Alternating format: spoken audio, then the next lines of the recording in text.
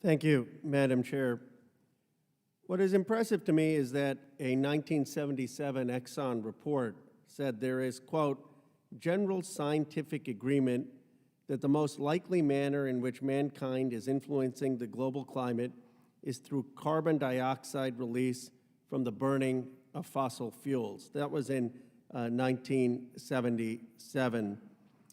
That means that as early as the 1970s, Exxon knew not only that climate change is real, but that its products, Exxon's products, were contributing to the climate crisis. In 2002, former Exxon CEO Lee Raymond said he does not believe, and I quote, that the science establishes the linkage between fossil fuels and warming. Dr. Mann, you're a distinguished climate scientist at Pennsylvania State University in our heartland. Do you think that Lee Raymond's statement that science had not established a link between fossil fuels and climate change in 2002 was accurate? No, it was thoroughly inaccurate. Even ExxonMobil at that point knew how inaccurate that statement would be. Do you think it's fair to say that his statement was not consistent with the science as Exxon understood it at the time? Yeah, that's right. And I would just add that the subsequent CEO of ExxonMobil, Rex Tillerson, who went on to become Donald Trump's Secretary of State, has sort of evolved from denial of the science to insistence that we can just use technology like geoengineering to solve the problem. So there is an evolution there, but even now, we still have a CEO of ExxonMobil denying the importance of meaningful climate action.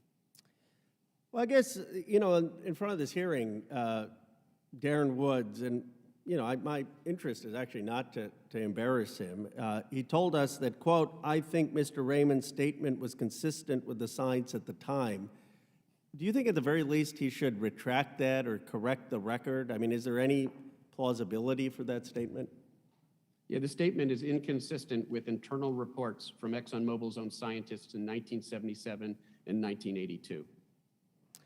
I would just say that I really urge Mr. Woods to clarify the record or to explain why Dr. Mann is incorrect. But you see no way that Exxon today could maintain that the statements by Lee Raymond were consistent with Exxon's understanding at the time that Lee Raymond made those statements. Is that correct? Yeah, not in good faith. The other thing that Mr. Woods said, and you know, he said that increased greenhouse gases can contribute to the effects of climate change. I would have thought he would have said that they do contribute. The word can tells me that it's possible that it won't. It is pretty apparent today, right, that increased greenhouse gases will contribute to climate change and that there should not be any ambiguity on this point? Yeah, his statement is sort of like saying gravity can contribute to an object falling. It is basic physics that has been known for the better part of 2 centuries that greenhouse gases warm the atmosphere, they warm up the planet, and carbon dioxide being a principal one. Dr. Mann, also on Exxon's pledges where they say, okay, scope 1 and scope 2, we're going to cut emissions or get to net zero, but we're not going to do it for scope 3. For the actual oil we sell. What do you think of that? Well, I'd use the analogy, it's like rearranging deck chairs on the Titanic. It is not addressing the gorilla in the room. 90% of the carbon emissions are from scope 3, the fact that their business model involves the extraction and sale of fossil fuels, which when burned, warm up the planet and create climate change. Dr. Mann, when the chairwoman and I and many of the members conceived of having these hearings, our purpose really was not to stick it to big oil. It was really to have them come clean and say how they're going to make changes going forward. If you were talking to Mr. Woods, what would your advice be that they can do in terms of the past misstatements and in terms of future action? Yeah, I mean, we believe in redemption in this country, and I would encourage them to become part of the solution.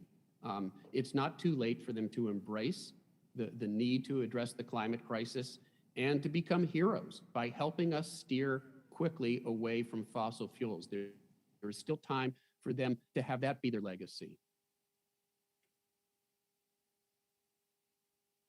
Yields back.